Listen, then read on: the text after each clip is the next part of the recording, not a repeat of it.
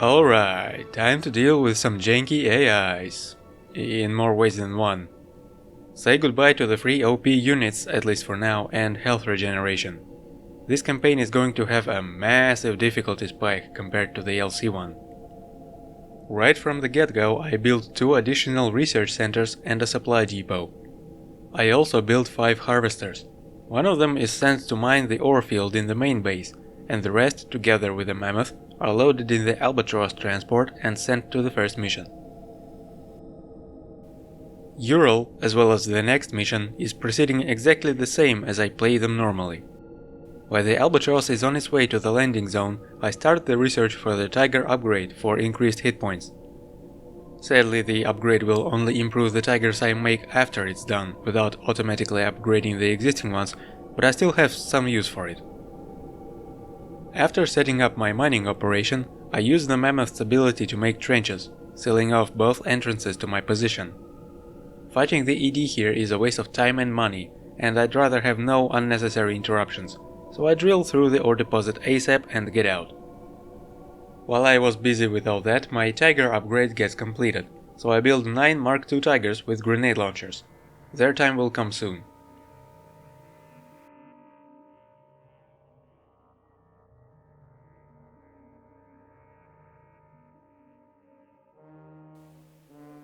I have to dig in again in Arctic, but this time I have to go fast.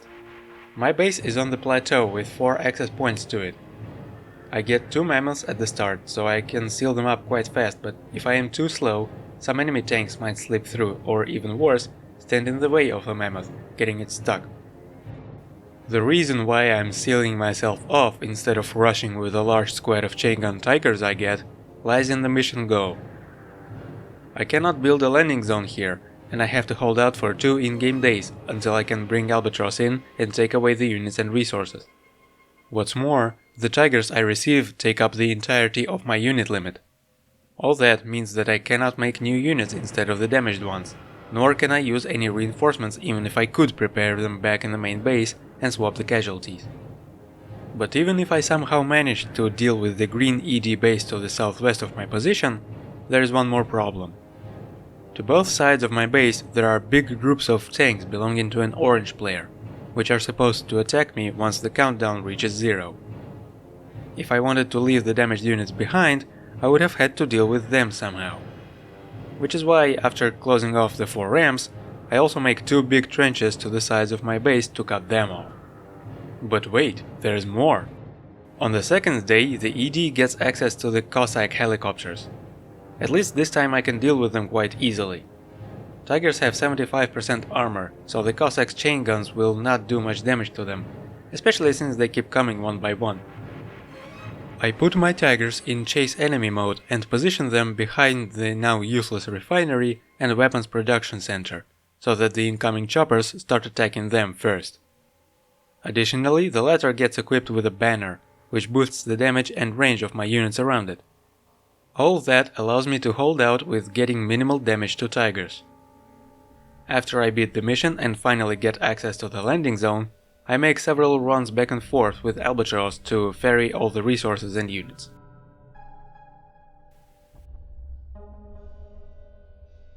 The UCS campaign has its own micro-missions revolving around some research.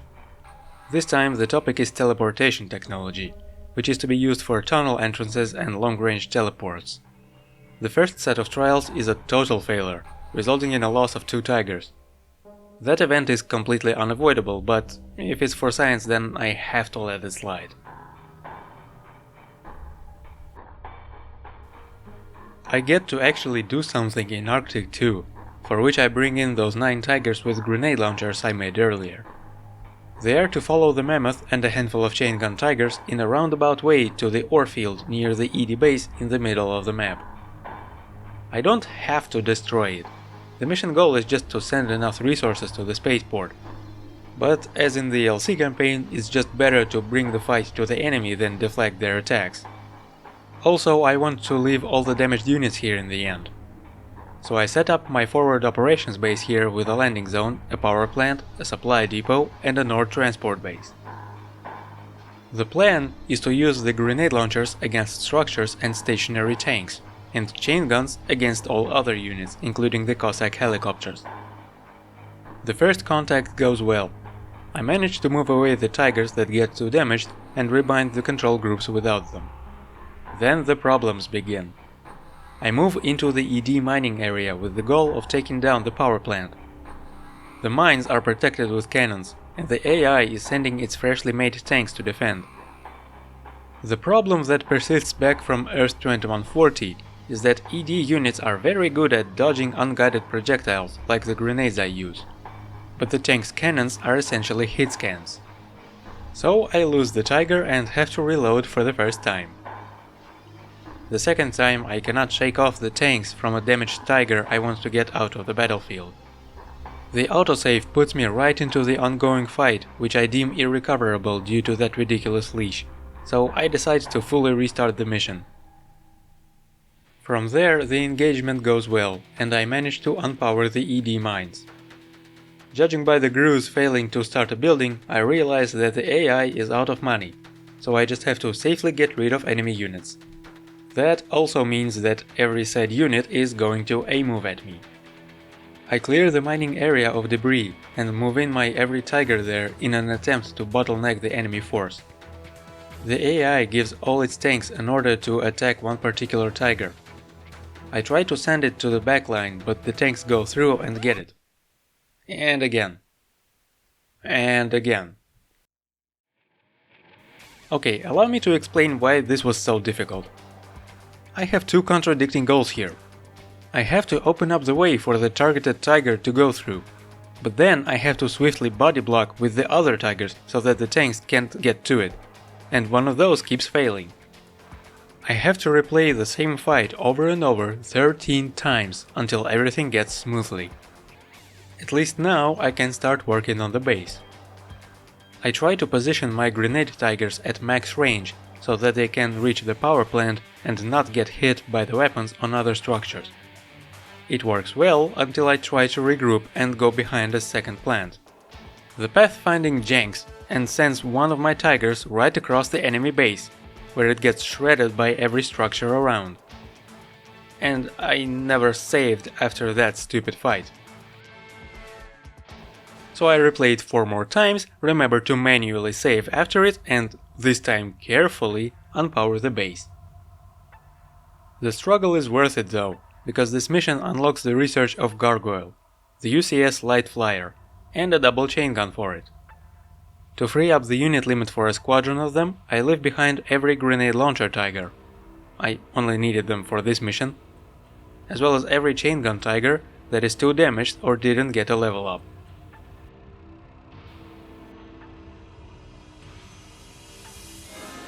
The second test sequence at Stanford Lab goes a bit more productive. The tunnel entrance seems to be working perfectly, so it's available for construction now. The teleport, however, causes the test mech to go nuts and start attacking everything, as if allowing the player to prepare for what's to come later in the campaign. The briefing suggests to try out the new tunneling feature by digging a path under the river and building a tunnel entrance on the other side. But that's too expensive, not to mention time-consuming. A cheaper way is to just make a bridge. A traitor Tiger wastes all its ammo on a power plant, so the 3 Tigers I control take it out without problems. I am also generously given control of the local research centers. I cannot transfer the money I saved up here to the base, but I can use it here to research something, say an upgraded rocket launcher. The UCS research base in Alaska is under attack by an ED raid force. The Albatross arrives too late for me to save anything there, but at least this mission allows me to get some ranks on my new gargoyles. Occasionally the Pamirs love to spread out, making it hard to find them all, but this time they decided to stay still for the most part, so I didn't waste too much time here.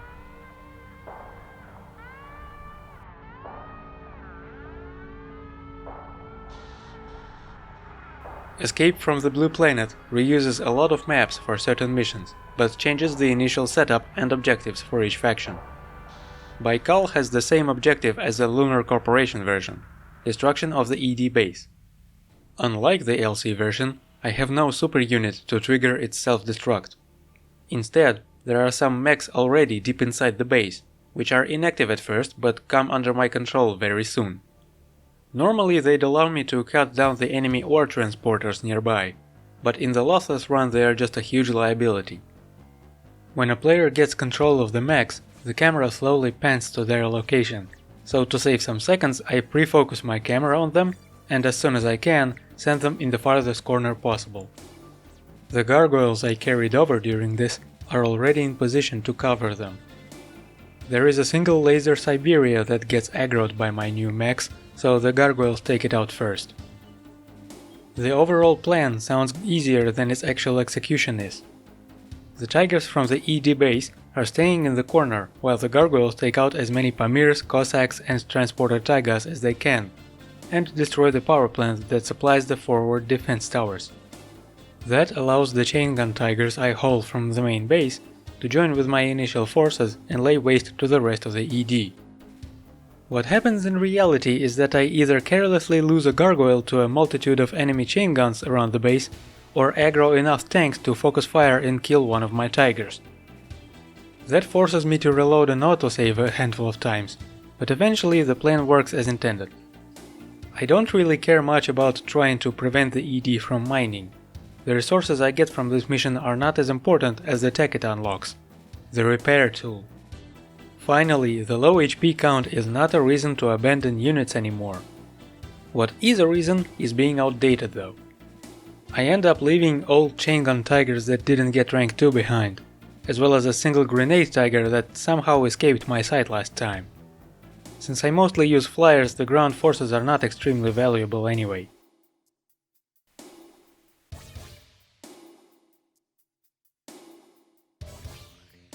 As soon as I start Japan, I bring the HP on 2 of my 3 tigers to a minimum. Several seconds later I am greeted by Neo, that annoying ED hacker whose only redeeming quality is his taste in music.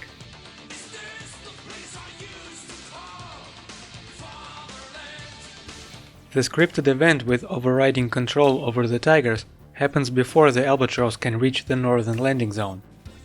That means that it's impossible to save those 2 tigers inside the transport, so I have to treat this instance of Neo shenanigans the same way as the second Stanford Lab sequence.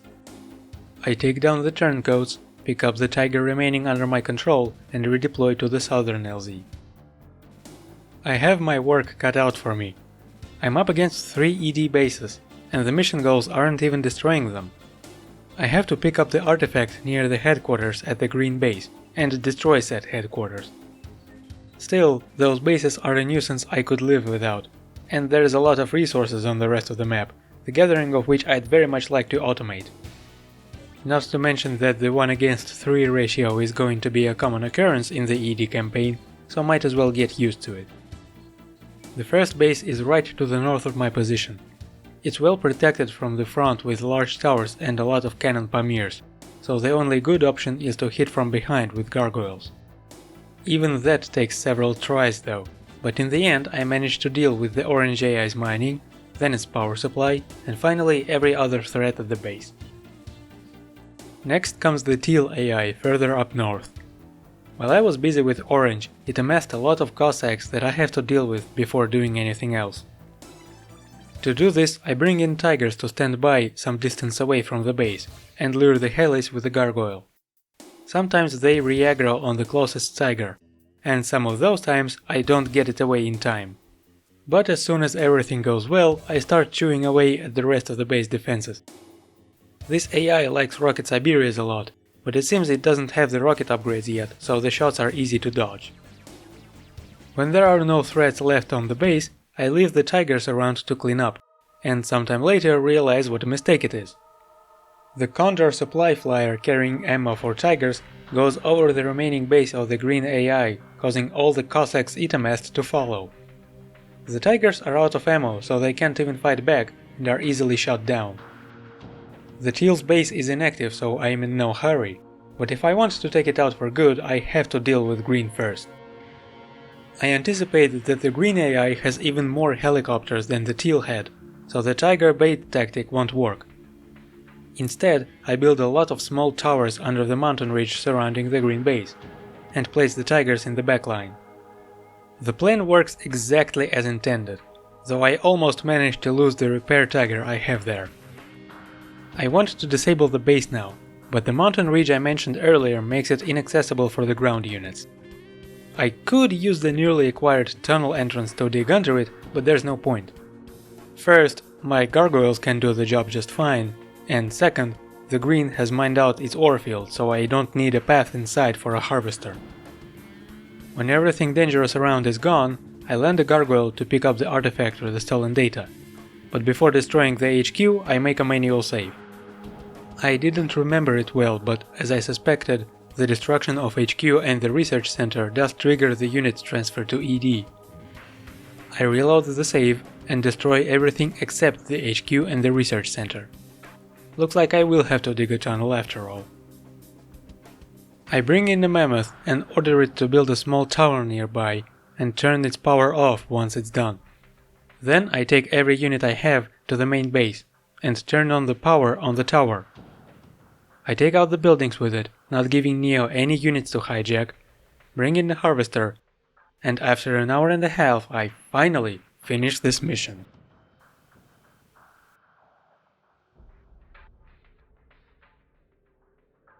The final test sequence at the Stanford lab shows that the teleport development is finished, and I can build and use it now. It also gives me some resources for research that I spent to get another Tiger upgrade. The retrieved data from Japan allows the UCS to track down the signal trail to Kurchatov FZ, an ED test site where the new mech prototypes are being held. My job is to capture them. I'm given a handful of rocket spiders and a landing zone I cannot use yet. To get control of it, I need to inflict or suffer losses. Obviously, I choose the former, taking out a small tower on the side of the ED mining site.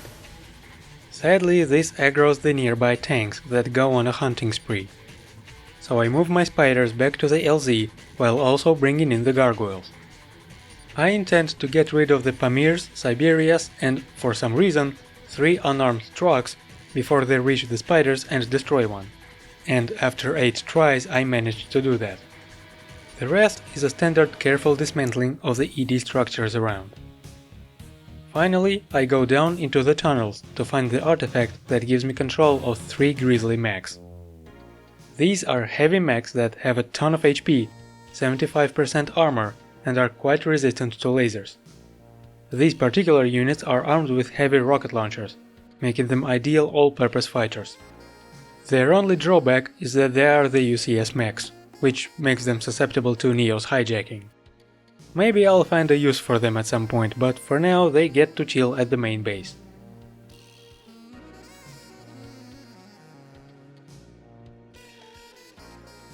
The UCS have been developing an update on the plasma cannon at the Great Lakes. That was almost interrupted by the Lunar Corp attack on the base, but the upgrade is completed and now I'm allowed to research it, again, for using in the field. It's presumed the LC are to provide the target practice, but not only their units are quite fast and can dodge the shots, their base is on the other side of the lake. Gargoyles it is. I wait until the evening to start the mission, so that I have an easier time with the LC base. After repelling the initial rush and quickly taking off the mines, I beeline towards the base to power it down. The solar batteries are completely exposed to the attack from behind, and after they are dealt with, the entire base is offline, save for a couple of defensive towers. I manage to pacify the enemy base just before the sun comes up and the LC's solar power plants can work again. After I destroy the main base buildings, I receive a proposal for the alliance from the LC High Command. The local forces surrender, so the mission is over and the map is under my total control. I uncover a faraway ore patch for auto mining and leave the area.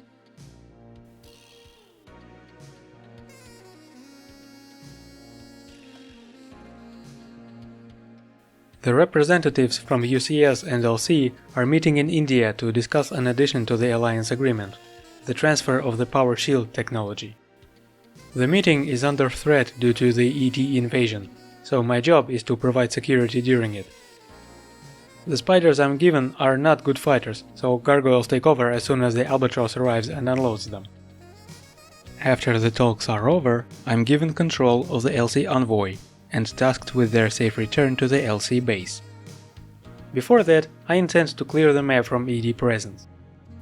First, I head northwest from my position to stop all mining other than mine in the area. Yes, that includes LC, but it seems the ED forces seem to have taken care of it for me. Nice. The ED mines are completely exposed and barely guarded, so taking them out proves to be a piece of cake. After that, I disable the tower blockade that prevents my ground units from going anywhere far from my base. To this day, it amazes me how broken the game is when you main air units. Without them, I'd have to invest into heavy grenade launchers to safely dispose of the towers, or somehow poke with rocket launchers from maximum range. There are many more towers along the way, as well as the ED base, if you can call it that. Since the enemy AI couldn't mine, there is nothing to stop me from swiftly dealing with it all. It takes some time to find every little thing the green AI has, but when I'm sure there is nothing dangerous between me and the LC base, I send the lunar right to it. I clean up the remainder of the ED buildings and ferry all my units to the main base, remembering to leave a harvester for auto mining. You might remember Madagascar from the LC campaign, so you know what's the deal. I'm to the southwest, my LC allies are in the middle, and the target ED base is to the northeast. The first several minutes of the mission go exactly as the last time, with me cutting the enemy mining and unit production. When it is done, I keep disassembling the LC mines for violating safety regulations. I mean, they're straight up dropping the buildings without blocking off the area. As soon as my allies get the message, I evacuate the area, anticipating Neo's hijacking. But it doesn't happen. I assume that the hacking event is triggered by the destruction of the headquarters or research center like in Japan. I send the Mammoth back to construct a second landing zone right under the ED base, and then send my Grizzlies there. Might as well give them some level ups on other buildings. Meanwhile, I build small towers near the enemy research center and headquarters, and fit them with plasma cannons. When they're ready, I hide my units in Albatross and destroy the HQ and the research center, and nothing happens. Again. At this point I assume that the mission is bugged and straight up send everything to clean it up faster. When the ED is no more, I'm sent down in the tunnels for the data with the shield tag. I send the Grizzlies down there to pick it up, as well as 3 Mammoths. Aside from the target artifact, there are also 6 shield power-ups for units, which I give to Mammoths and Grizzlies. When everything is taken, I send my units back home and finish the mission.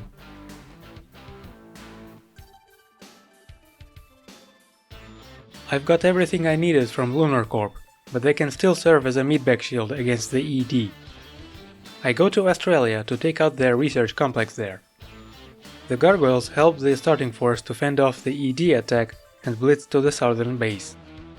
The enemy AI gets no time to prepare a sufficient defense and is being peeled by the air raid. As soon as I notice that the ED are dry on resources, I leave the rest of the base for the LC forces to deal with, and turn my attention to my allies' base. It seems they haven't learned their lesson in Madagascar, so once again I dismantle their mining operations from this hazardous area. However, as night falls, I load my disassembly squadron to the Albatross. As I suspected, in barely over a day since starting the mission, Neo tries to capture my units, but gets nothing. After that, I finish convincing the local LC commander to cooperate, take out the ED stragglers, and leave the area to a harvester.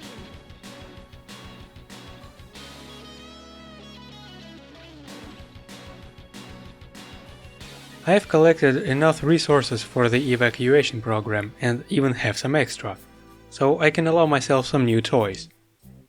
I make several maxed out Panthers with plasma cannons and shields. When they're done, I go to Egypt, but for now I still bring gargoyles first. The target ED base is right across the river, and the only bridge across, leading to the LC base on the same bank as the ED one, is further down the stream on the other side of the map. So gargoyles fly across and start working on the ED mining, while the starting units get evacuated and the Mammoth goes north to set up a forward outpost with a landing zone closer to the LC. The green AI runs dry very quickly, which, as before, allows me to switch to my allies.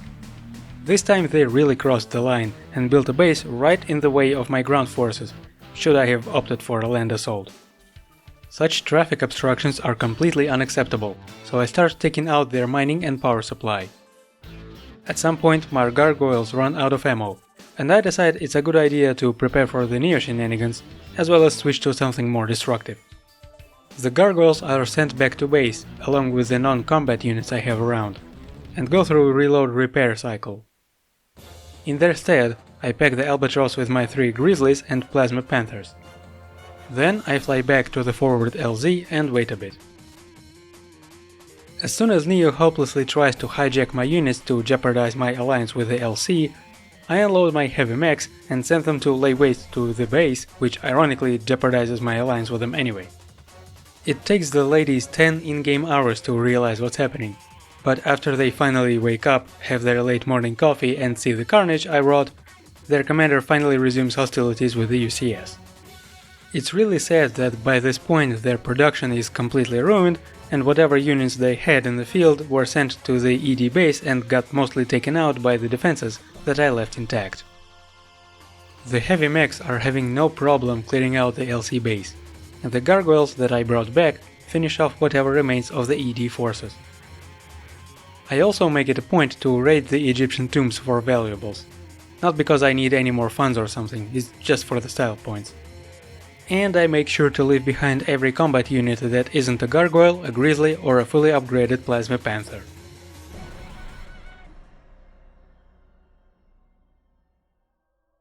There's one final thing to do before leaving Earth for good. Our AI overlords don't want to leave Neo to probably die with the planet and send me to Mozambique to deal with him personally. He probably thinks that he's the one responsible for breaking my alliance with the LC, so it could be a good idea to show him who was in charge all this time. There's also a smaller ED base I have to wipe out as well.